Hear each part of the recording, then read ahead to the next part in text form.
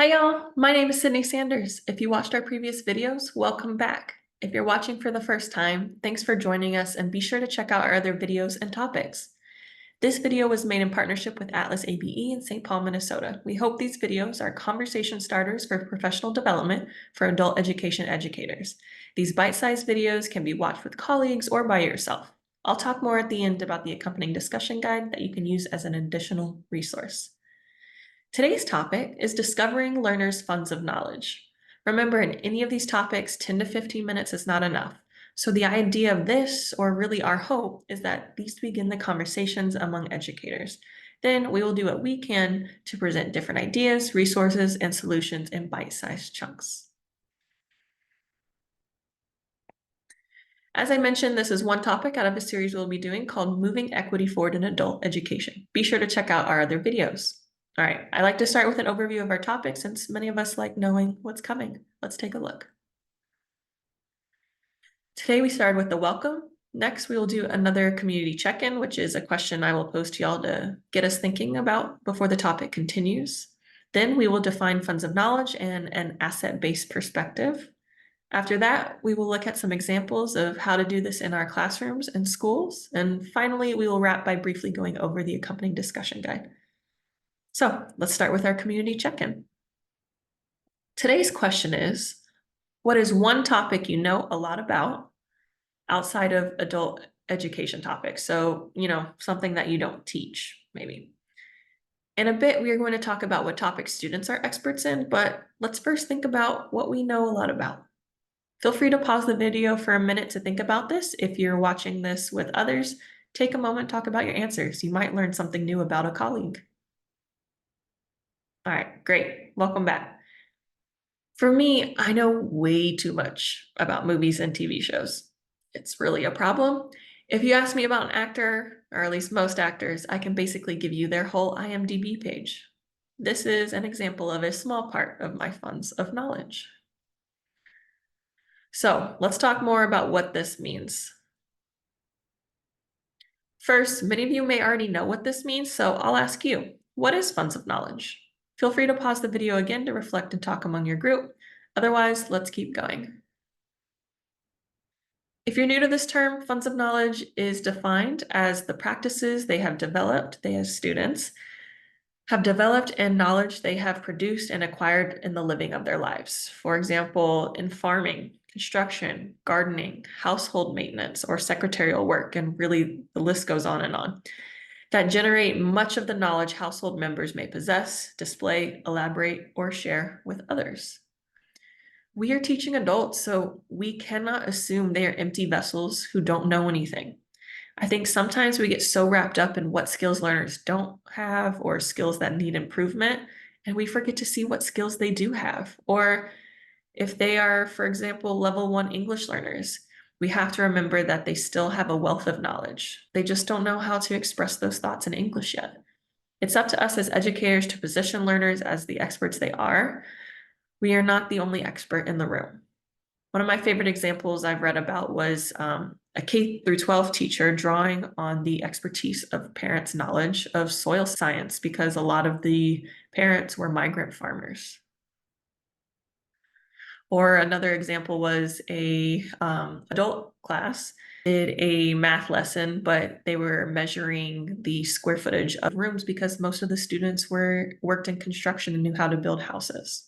Funds of knowledge is connected to using an asset-based perspective, meaning looking for learners' assets, not only their deficits all the time. This slide is a list of ways to shift from a deficit perspective to an asset-based one. It comes from a book called Breaking Down the Wall.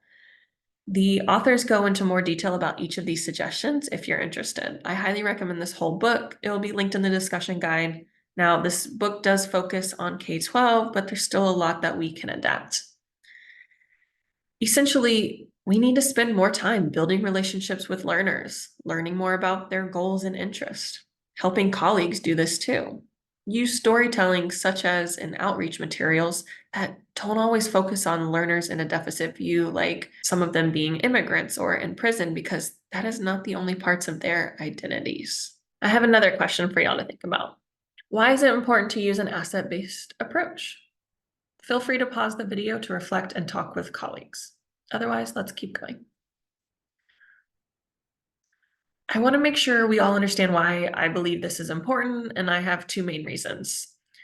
As you may have heard me say in other videos, it's so important to me to acknowledge learners' full humanity, their knowledge and experiences. This is one of my core beliefs. If you remember in video 1, I used a quote by Trevor Noah to talk about this. This is my driving force for bringing equity into the classroom, which Funds of Knowledge does, and an asset-based approach does. And second, research shows us that students learn better if you incorporate what learners already know and their interests to bridge that into new information they are learning. Now, let's take this concept and look at a classroom example. First, I have a set of questions you can ask learners, and then we will look at a lesson example. This list of suggested questions comes from the book I mentioned earlier, Breaking Down the Wall. There's nothing groundbreakingly new about these questions, but I often like to have something explicitly laid out for me that helps me go back to the beginning and slow down. This list is a good starting place to get at what learners' funds of knowledge is. The questions are adapted to fit teaching adults. The authors also go into more detail in the book if you're interested. All right, so number 1, what makes you special? Things that set you apart from others, qualities you have, things you value. 2, what are some things you enjoy? 3, what particular talents and skills would you like me to know about? For example, your works, interests, and hobbies. 4, what subjects do you like studying? What do you like about them? 5, what are things you enjoy doing as a family? 6, we want to be a welcoming place for you. What would make the experience of coming to our school more enjoyable? 7, you are our partner. Is there any particular way you would like to help me make your experience a great one? 8, what are your hopes and dreams for your education? 9, what questions do you wish I had asked and would like to be sure are included? So for example, questions could be asked in the classroom, could be asked by intake, different teachers and educators, admin alike. You might already have a list of what students like or are good at. If it's just in your head, I highly recommend writing it down. It's easy to forget things because we have so much going on. I find writing something down helps me be more intentional. Then you can see something you've learned on the list and remember to check in with students about it or use it for class activities. Here's an example of a class asset profile. I've included skills good at, topics of interest, and goals. So for student number 1, Maya, she's good at drawing or really any creativity that helps bring processing of what you're learning into a creative drawing art like that. She likes Mayan history. One of her goals is to go to community college. Jessica, she's really good at persuading and giving reasons within group work. She's really interested in mindfulness. Her goals is to get into a master's program. And Patsy, she's really good at writing exercises, leadership, especially within group work. One of her interests is Richmond football, and she hopes to continue into a nursing program. So this is just an example. As I said, once you've learned about students' assets, the next step is taking what you've learned and weaving it into class content. Like other suggestions I give you, it's not about recreating the wheel and doing all new lessons. Depending on your education context, you can use what you learn to supplement your lessons. This lesson example comes from an article written by Ophelia Garcia.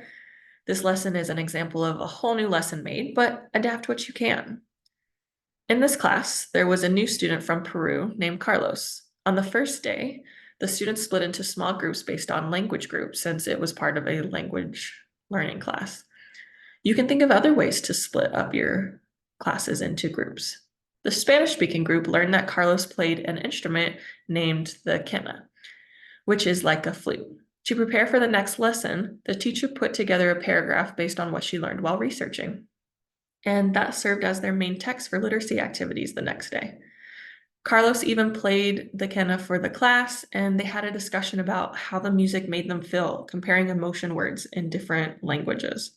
Now, an argument could be made that a new student might feel put on the spot, but there's many ways to adapt this for your context, whether it's for the first lesson or not. So the big takeaways I have from this example is It created an authentic task to practice needed skills and language.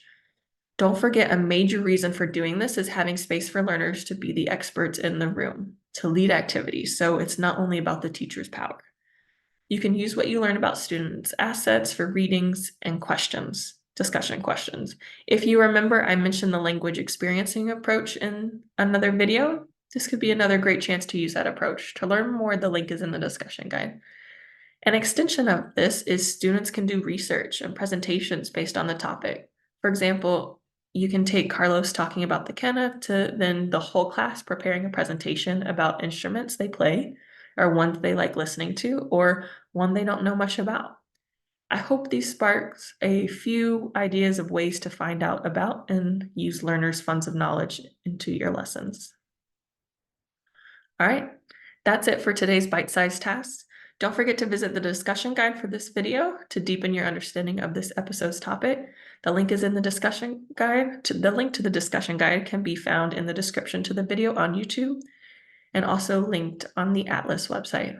The discussion guide provides questions, activities, and resources to learn more. We have linked the PDF on the slides in the guide also for your own notes, which you'll see at the top of the document. Also, remember to check out Atlas's Cultural Competency Library and the Minnesota ABE Connect newsletter for more resources. The links are in the discussion guide. Thanks so much for joining, y'all. Be sure to watch our entire playlist and like and subscribe so you don't miss a video. I'll see y'all next time. Bye-bye.